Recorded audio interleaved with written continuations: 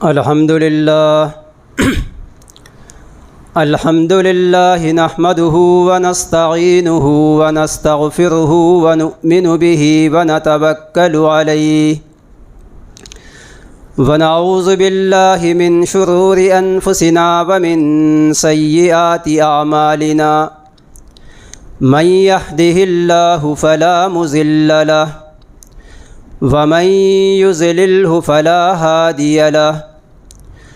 ونشهد أن لا إله إلا الله وحده لا شريك له ونشهد أن محمدًا عبده ورسوله أرسله بالحق بشيرا ونذيرا أما بعد فإن خير الحديث كتاب الله وخير الهدي هدي محمد صلى الله عليه وسلم وشر الأمور محدثاتها وكل محدثة بدعة وكل بدعة ضلالة وكل ضلالة في النار فقد قال الله تبارك وتعالى في كلامه العزيز والفرقان الحميد أعوذ بالله السميع العليم من الشيطان الرجيم من همزه ونفخه ونفسه بسم الله الرحمن الرحيم شهر رمضان الذي أنزل فيه القرآن هدى للناس وبينات من الهدى والفرقان فمن شهد منكم الشهر فليصم۔ ہر قسم کی تعریف، پاکی، بڑائی، بزرگی اللہ وحدہ لا شریک کے لیے لائق و زیبا ہے۔ اس اللہ رب العزت نے اس وسیع و عریض کائنات کو 6 دن کے اندر بسایا اور اس کے اندر بے شمار مخلوقات کو پیدا کیا۔ ان تمام مخلوقات کے اوپر ہم انسانوں کو فضیلت برتری عنایت کیا اور ہمیں مسجود الملائکہ بنایا۔ اس کے ساتھ ساتھ اس دنیا کو ہمارے لیے دارالامتحان بنا کر اس دنیا میں بھیجا اور ہمارے امتحان کے لیے ازلی دشمن شیطان کو ہمارے پیچھے لگا دیا۔ اب ہمارے اختیار میں ہیں، چاہے تو ہم اللہ کے بندے بنیں، چاہے تو شیطان کے بندے بن کر نفس پرستی، انانیت کو جگہ دیتے ہوئے آگے بڑھیں۔ تو آئیے ہم اور آپ جس مہینے سے گزر رہے ہیں، یہ ماہ رمضان کا مہینہ ہے اور اس مہینے کے آخری ایام 27واں روزہ ہم لوگ ہیں۔ اللہ تعالیٰ سے دعا ہے کہ اللہ تعالیٰ ہم تمام لوگوں کو، ہم میں سے جن لوگوں نے بھی چاند دیکھنے کے بعد قیام اللیل تراویح کا اہتمام کر رہے ہیں، اس کے بعد روزے کا اہتمام اور اس کے ساتھ ساتھ قرآن مجید کی تلاوت، لیلۃ القدر کی تلاش میں راتوں کا جاگنا، یہ ساری چیزوں کو، صدقہ خیرات کو اللہ تعالیٰ شرف قبولیت سے نوازے۔ اور ابھی تک جو لوگ ان میں کوتاہی سے پیچھے ہیں، اللہ تعالیٰ ان کو توفیق اور سعادت بخشے۔ ان کی جو بچی کچی دنیں ہیں ان کا احترام کرنے، اس میں زیادہ سے زیادہ نیکیاں سمیٹنے اور اپنی مغفرت اور بخشش کروا کر اپنے آپ کو دوزخ سے آزاد کرانے کی توفیق عطا فرمائے، آمین۔ اور اللہ تعالیٰ جو بھی اس مسجد کی خدمت کر کے چل بسے ہیں اور جو بھی لوگ اس محلے کے اندر آبادی میں حصہ لیے ہیں، اس مسجد کے آبادی میں اپنے پیسوں سے، وقت سے، جس سے بھی، اللہ تعالیٰ ان کی مغفرت فرمائے، ان کے قبروں کو نور سے بھر دے اور ان کے درجات کو بلند فرمائے، اور جس اونچے مقصد کے ساتھ اس مسجد کو قیام کیا گیا ہے اس کو آگے بڑھانے کی ہم میں سے ہر ایک کو توفیق عطا فرمائے۔ تو آئیے ابھی جو آیت کریمہ ہمارے سامنے تلاوت کی گئی ہے اس میں اللہ رب العالمین کا ارشاد ہے، رمضان کا مہینہ وہ بابرکت مہینہ ہے جس میں قرآن مجید نازل کی گئی، اور یہ کتاب ہدی للناس، ساری انسانیت کے لیے ہدایت کا ضامن ہے۔ اور اس کے ساتھ ساتھ اس کتاب کے اندر ہدایت پانے کے لیے جو واضح روشن دلائل ہو سکتے ہیں، اللہ تعالیٰ نے ان تمام مثالوں کو، ان تمام دلائل کو غرض جاہل سے جاہل آدمی بھی سمجھ سکتا ہے، بڑے سے بڑا مفسر، بڑے سے بڑا فیلسوف اور بڑے سے بڑا ادیب دان بھی جو ہے اس کو سمجھ سکتا ہے۔ اللہ تعالیٰ نے اتنے اونچے انداز میں اس قرآن کو نازل کیا۔ تو ہم جانتے ہیں کہ رمضان کا مہینہ، اس میں اللہ تعالیٰ نے قرآن کو نازل کیا تو یہ مہینہ بڑا بابرکت اور بڑا مقدس ہو گیا، اور جس رات اس قرآن کو اللہ تعالیٰ نے نازل کیا وہ رات بھی اس کی عبادت 1000 مہینوں سے بڑھ کر ہو گئی۔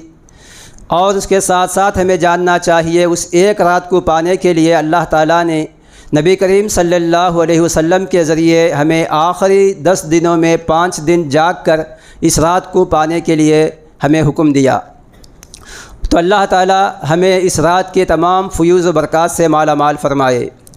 تو جب اس مہینے کے اندر قرآن نازل ہوا تو اس کے شکریہ میں اللہ تعالیٰ نے ہمیں 1 مہینے کے روزے رکھنے کا حکم دیا،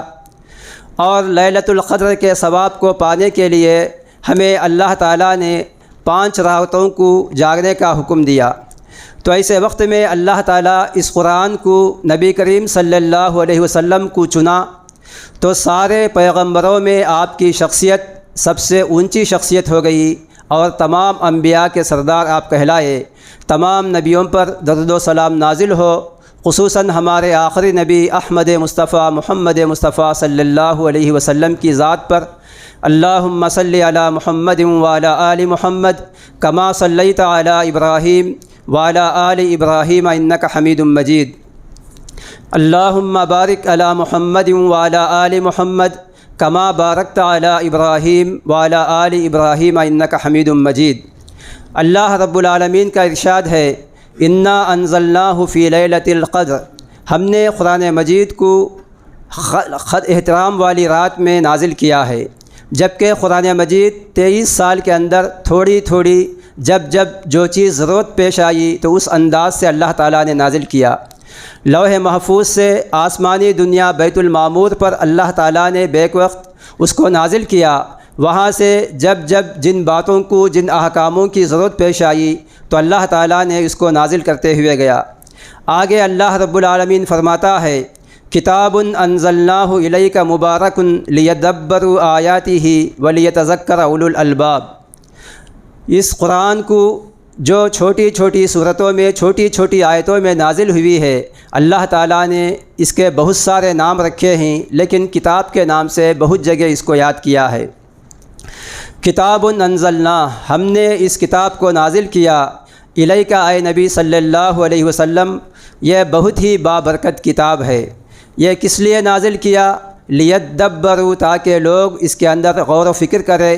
اور ولیتذکر اولو الالباب، اس میں جو عقل رکھنے والے ہیں ان کے لیے نصیحت ہے۔ پہلے لوگ غور و فکر کرتے تھے کہ اپنے آپ کو تلاش کرتے تھے کہ قرآن مجید کو جب پڑھتے، اس کی آیتیں جب آتی، اس میں ہمارا مقام کہاں ہے۔ احمد ابن قیس یہ حضرت علی رضی اللہ تعالیٰ عنہ کے خاص آدمیوں میں سے ایک ہیں، اور وہ ان کے رفقا میں سے ہیں۔ تو اللہ تعالیٰ کی یہ آیت کریمہ ان کے سامنے جب تلاوت کی گئی، لقد انزلنا الیکم کتابا فیہ ذکرکم افلا تعقلون، تحقیق ہم نے تمہاری طرف ایک کتاب کو نازل کیا ہے، اس کے اندر تمہارا ذکر ہے، کیا تم لوگ عقل نہیں رکھتے؟ جب یہ آیت ان کے سامنے آئی تو انہوں نے کہا قرآن کو لے کر میرے سامنے آؤ۔ جب ان کے سامنے قرآن لائی گئی اور ان کے سامنے انبیاء کا ذکر آیا تو وہ انبیاء کے ذکر کو پڑھنے کے بعد کہتے ہیں کہ میرا شمار ان لوگوں میں نہیں ہے۔ جب اس کے بعد صحابہ اکرام رضوان اللہ علیہم اجمعین کا ذکر آتا ہے تو وہاں بھی کہتے ہیں کہ میرا ذکر بھی ایسے لوگوں میں نہیں ہے۔ اس کے بعد اولیاء کا مقام آتا ہے تو وہاں بھی وہ کہتے ہیں کہ میرا ذکر بھی ان لوگوں میں نہیں ہے۔ اس کے بعد جب ایمان والوں کا ذکر آتا ہے اور وہاں ان کے صفات کا ذکر آتا ہے، کانوا قلیلا من اللیل ما یہجعون وبالاسحار هم یستغفرون وفی اموالہم حق للسائل والمحروم، وہ لوگ رات میں بہت کم سونے والے اور صبح میں اللہ تعالیٰ سے توبہ استغفار کرنے والے، اپنے مال میں پوچھنے والے نہ پوچھنے والے دونوں کا بھی حق ادا کرنے والے ہیں، تو یہاں بھی وہ رکتے ہیں اور اپنے آپ کو وہاں بھی نہیں پاتے ہیں۔ اس کے بعد جب دیکھتے ہیں آگے برف گردانی کے بعد فرعون کا، حامان کا، قارون کا، ایسے بڑے بڑے ظالم جو ان کے علماء کو ستانے والے، ان کے پیغمبروں کو ستانے والے تھے، تو ان کے ذکر کے بعد اللہ تعالیٰ کا شکر بجا لاتے ہیں کہ چلو اللہ تعالیٰ نے ایسے ذلیل اور اللہ تعالیٰ کے ناپسندیدہ لوگوں میں میرا شمار نہیں کیا۔ جب ان کی تلاوت یہاں تک پہنچتی ہے وَآخَرُونَ اعْتَرَفُوا بِذُنُوبِهِمْ خَلَطُوا عَمَلًا صَالِحًا وَآخَرَ سَيِّئًا، تو وہاں آنے کے بعد وہ کہتے ہیں ہاں میرا شمار ان لوگوں میں ہے۔ اس کا ترجمہ یوں ہے، بعض لوگ ایسے ہیں جنہوں نے اپنے گناہوں کا اعتراف کیا، خلطوا عملا صالحا، اپنے نیک اعمال کو برے اعمال میں مخلوط کیا، ملا دیا، وآخر سیئا، تو اس کے بعد وہ لوگ توبہ کرنے والے بن گئے، تو وہاں رک کر کہتے ہیں کہ ہاں میرا شمار اس میں ہے۔ یہاں سے توبہ اور استغفار کے بعد ان کی زندگی آگے بڑھتی ہے۔ معلوم ہوا کہ قرآن مجید ہی سے معلوم ہوتا ہے کہ انسان اپنا مقام کہاں رکھا ہے۔ تو آج ہم دیکھتے ہیں کہ اگر کوئی نصیحت کی بات ہمارے سامنے آتی ہے، فوراً ہم میں کا ہر ایک یہ سمجھنے لگتا ہے یہ مجھے ہی ٹوکتے ہوئے کہا گیا ہے، جبکہ اگر سامنے والا کہنے والا غلط ہے تو اس کے نیت کے اعتبار سے اللہ تعالیٰ اس کو بدلہ دینے والا ہے، اس کے نیت کو آپ کو کوئی لینا دینا نہیں ہے۔ اگر ہمارے پاس کوئی نصیحت کی بات آتی ہے، جیسے یہ لوگ اپنے آپ کو قرآن میں ڈھونڈتے تھے، اپنے آپ کو قرآن میں تلاش کرتے تھے، آج ہمارے پاس رمضان کے مہینے میں حافظ صاحب کے ذریعے جو تلاوت ہماری تراویح کی نماز میں کی گئی، اس کا اس مسجد میں جو اہتمام ترجمے کا، تفسیر کا کیا گیا ہے، تو اس کے بعد ہم میں سے ہر ایک کو رمضان کے بعد بھی قرآن مجید سے اپنے رشتے کو جوڑنا چاہیے اور اپنے تعلق کو وابستہ رکھنا چاہیے، اور جہاں جہاں نیک لوگوں کا ذکر ہے وہاں ٹھہر کر ان کے اخلاق کو، ان کے کردار کو اللہ تعالیٰ سے مانگنا چاہیے۔ جہاں برے لوگوں کا ذکر ہے وہاں اللہ تعالیٰ کی پناہ مانگنی چاہیے، اور ان برے اخلاق اور برے اعمال سے اپنے آپ کو دور رکھنے کی کوشش کرنی چاہیے۔ اللہ تعالیٰ فرماتا ہے اتلو ما اوحی الیک من الکتاب واقم الصلاۃ ان الصلاۃ تنہی عن الفحشاء والمنکر ولذکر اللہ اکبر واللہ یعلم ما تصنعون۔ اے نبی صلی اللہ علیہ وسلم، آپ ان کے سامنے جو وحی کی گئی ہے کتاب میں سے اس کی تلاوت کیجیے، نماز کو قائم کیجیے، اس لیے کہ نماز ایک ایسی عبادت ہے جو بے حیائی اور بدکاری کے کاموں سے روکنے والی ہے۔ اللہ تعالیٰ کا ذکر، اللہ تعالیٰ کو یاد کرنا یہ بہت بڑا عمل ہے، اور اللہ تعالیٰ ہم جو بھی کر رہے ہیں ان ساری چیزوں کو دیکھنے والا ہے۔ اور ایک جگہ اللہ تعالیٰ فرماتا ہے انا انزلنا الیک الکتاب بالحق لتحکم بین الناس فیما اختلفوا فیہ۔ تو یہ آخری آیت ہے، تو اس میں اللہ تعالیٰ نے ہمیں بہت ساری چیزیں، یہ باتیں بتائی ہیں کہ قرآن مجید یہ اللہ تعالیٰ کا آخری پیغام ہے۔ اس آخری پیغام کو ہم لوگوں کے پاس ہمارے جو نبی ہیں لا الہ الا اللہ محمد رسول اللہ صلی اللہ علیہ وسلم کا جو ہم لوگ اقرار کرتے ہیں وہ ہمارے پاس سے چل بسے ہیں۔ اب ان کے بعد جانے کے بعد یہ ذمہ داری کس کی ہوتی ہے؟ یہ ذمہ داری علماء دین کی ہوتی ہے، اور وہ ذمہ داری کا حق کیا ہوتا ہے وہ بھی اللہ تعالیٰ بتا رہا ہے۔ اس ذمہ داری سے پہلے ہمیں یہ جاننا چاہیے کہ قرآن مجید کی ذمہ داری کتنی بڑی اور کتنی عظیم ذمہ داری ہے۔ اللہ تعالیٰ فرماتا ہے انا عرضنا الامانۃ علی السماوات والارض والجبال فابین ان یحملنها واشفقن منها وحملها الانسان انه کان ظلوما جہولا۔ ہم نے پہلے اس قرآن کی امانت کو آسمانوں کے اوپر پیش کیا، زمین کے اوپر پیش کیا، پہاڑوں کے اوپر پیش کیا، تو یہ اتنی بڑی بڑی مخلوقات ہیں، یہ ساری مخلوقات نے اس ذمہ داری کو، اس امانت کو لینے سے انکار کر دیا، اور اپنے اوپر وہ لوگ جو ہے تنگی محسوس کیے۔ لیکن انسان اس قرآن کی عظیم ذمہ داری کو اپنا لیتا ہے، بے شک وہ بڑا ظالم اور بڑا جاہل ہے، یہ اللہ تعالیٰ کہتا ہے۔ دوسری جگہ اللہ تعالیٰ فرماتا ہے لو انزلنا هذا القرآن على جبل لرأيته خاشعا متصدعا من خشیۃ اللہ، اگر ہم اس قرآن کے پیغام کو، اگر جو پہاڑ ہمارے سامنے اتنا بڑا مضبوط، جو زمین 4 حصوں میں ہے، اس میں 1/3 حصہ پانی اور 1 حصہ ہمارے پاس زمین کا ہے، اس زمین کو اس پانی کے اوپر نہ ہلنے کے لیے پہاڑوں کو میخ کیل کے مانند اللہ تعالیٰ نے نصب کیا ہے، اس پہاڑ کی پتھروں کو ہم توڑنے کے لیے آج جو سائنس اتنا ترقی کی ہے، وہ سائنس آج بڑے بڑے آلات کو، بڑے بڑے مشنریوں کو، اس میں بڑے بڑے جو ہے چیزوں کو ڈال کر توڑنے کے لیے بھی بڑی چھوٹے چھوٹے پہاڑوں کو توڑ پاتی ہے، کئی سال لگ جاتے ہیں۔ لیکن قرآن مجید کی ایک ذمہ داری، ایسی ذمہ داری ہے کہ اگر اللہ تعالیٰ کہتا ہے کہ اگر ہم نے اس قرآن کو زبردستی پہاڑ کے اوپر نازل کر دیا، تو قرآن اللہ تعالیٰ کے خوف سے، اس قرآن کی ذمہ داری سے کہ اس پر عمل کرنا، لوگوں تک پہنچانا ریزہ ریزہ ہو جاتا اور وہ اپنی جگہ سے ختم ہو جاتا، اپنی حیثیت کو کھو بیٹھتا۔ تو ایسے وقت میں اس قرآن کی ذمہ داری کو، انبیاء کا سلسلہ جب ختم ہو گیا ہے، تو اللہ تعالیٰ نے کہا فلولا نفر من كل فرقة طائفة منهم ليتفقهوا في الدين ولينذروا قومهم إذا رجعوا إليهم لعلهم يحذرون، کہ انبیاء کا سلسلہ جب ختم ہوا تو نبی کریم صلی اللہ علیہ وسلم نے فرمایا علماء و امتی کا انبیاء بنی اسرائیل، میرے امت کے جو علماء ہیں وہ بنی اسرائیل کے جو پیغمبر ہیں ان کے مانند ہیں۔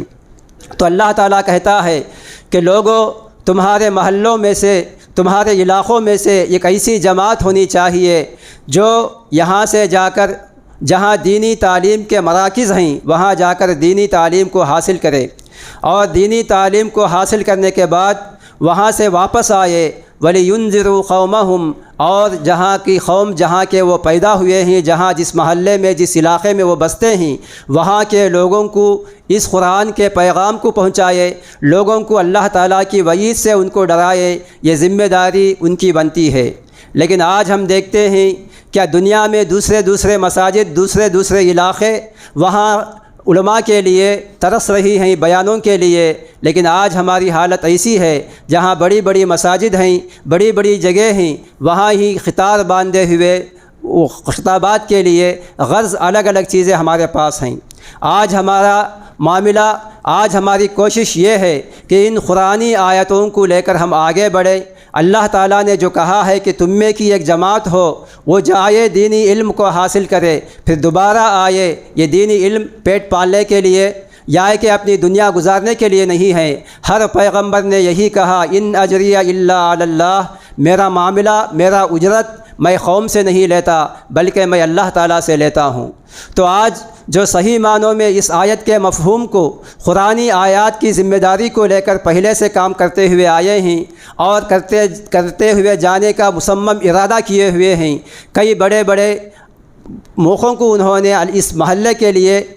اس مسجد کے ترقی کے لیے تمام چیزوں کو گنوایا ہے۔ آج اپنی طرفداری، اپنی غرض دوسری چیزوں کے اوپر ان کو دبانے اور کچلنے کی کوشش کی جا رہی ہے۔ تو ایسے وقت میں اللہ تعالیٰ اپنے وعدے کو پورا کر کے رکھے گا۔ جیسے مختلف علماء کو، ان کے وقت کے علماء کو جیسے دبایا گیا، وہی چیز ہر جگہ ہو رہی ہے، لیکن اللہ تعالیٰ کی مدد ایک نہ ایک دن ایسے حق پرست لوگوں کی ہوگی۔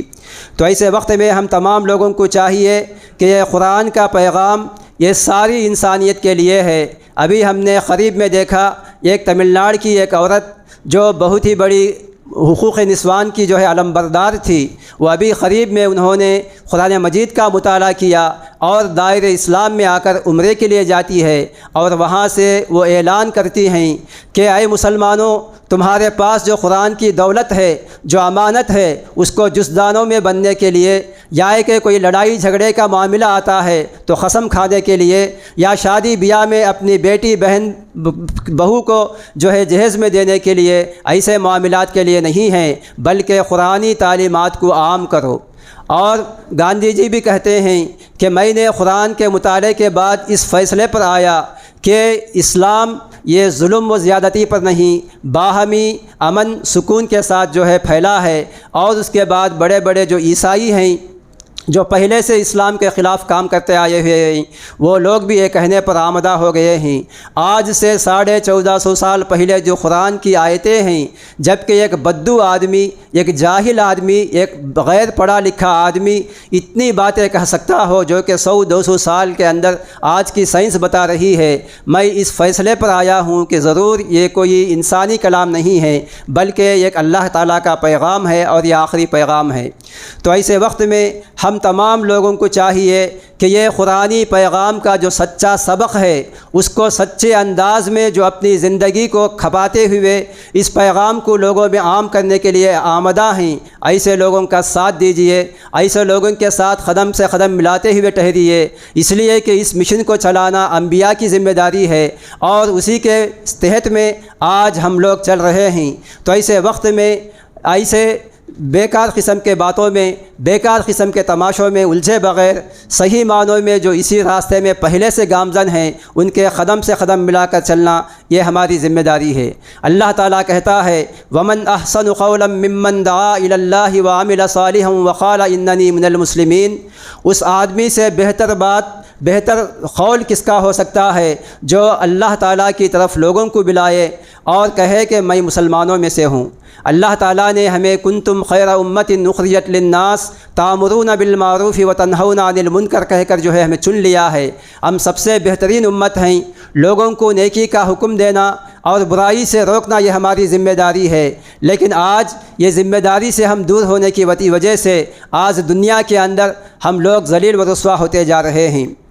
اس کے بعد اللہ تعالیٰ نے بہت ساری چیزیں ہمارے سامنے رکھا کہ گزرے ہوئے اقوام کے بارے میں بتایا کہ ان کے اوپر اللہ تعالیٰ نے لعنت برسایا ہے۔ لُعِنَ الَّذِينَ كَفَرُوا مِن بَنِي إِسْرَائِيلَ عَلَى لِسَانِ داود وعیسی ابن مریم ذَلِكَ بِمَا عَصَوا وَكَانُوا يَعْتَدُونَ وَكَانُوا لَا يَتَنَاهَوْنَ عَن مُنكَرٍ فَعَلُوهُ لَبِئْسَ مَا كَانُوا يَفْعَلُونَ، کہ اس سے پہلے جو قومی ہیں ان کے اوپر داود علیہ السلام، عیسیٰ علیہ السلام اور دیگر انبیاء کے ذریعے سے ان کے اوپر لعنت برسایا گیا ہے۔ کیا وجہ ہے کہ وہ لوگ بہت ہی زیادہ حد سے تجاوز کرنے والے اور جہاں سامنے برائی ہوتی برائی کو نہ روکنے والے اور ان تمام چیزوں کو نیکی کا حکم دینے والے نہیں تھے۔ تو ایسے وقت میں ہم تمام لوگوں کو جاننا چاہیے کہ یہ قرآن اللہ تعالیٰ کا آخری پیغام ہے۔ ہم میں سے ہر ایک کو اس ارادے سے یہاں آنا چاہیے، کہنے والے کا ارادہ اللہ کے حوالے کیجئے، اس کے نیت کے ساتھ اللہ تعالیٰ فیصلہ کرنے والا ہے۔ لیکن ہم جب آ رہے ہیں جمعہ یہ ہمارے لیے ایک امانت ہے، اور اس جمعے میں ہمیں بہت ساری باتیں، ادھر ہماری دنیاوی ترقی بھی ہو، ہماری دینی اصلاح بھی ہو، ہر چیز سے ہم نے مہذب بنانے کے لیے کئی سالوں سے یہاں آنے والے لوگوں کو ہم نے بہت